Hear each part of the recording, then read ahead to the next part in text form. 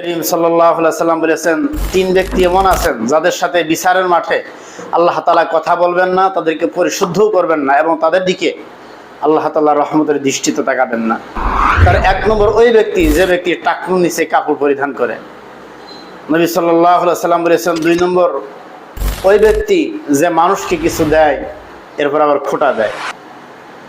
তিন নম্বরে নবী সাল্লাল্লাহু আলাইহি সাল্লাম বলেছেন, ওই ব্যক্তির দিকে আল্লাহ তাআলা রহমতের দৃষ্টি দিবেন না, আল্লাহ তাআলা তার সাথে কথা বলবেন না, তার থেকে পরিশুদ্ধ করবেন না, বরং কঠিন আযাবে আল্লাহ তাআলা গ্রেফতার করবেন। সেই ব্যক্তি হলো যে মিথ্যা কথা বলে, মিথ্যা কসম করে সে তার মাল বিক্রয় করে। এজন্য নিজেকে সর্বদাই গুনাহ থেকে বিরত রেখে আল্লাহর সন্তুষ্টির পথে যদি আমরা চলতে পারি, আশা করা যায় আল্লাহ তাআলা আমাদেরকে জান্নাতের মেহমান করবেন। তো আল্লাহ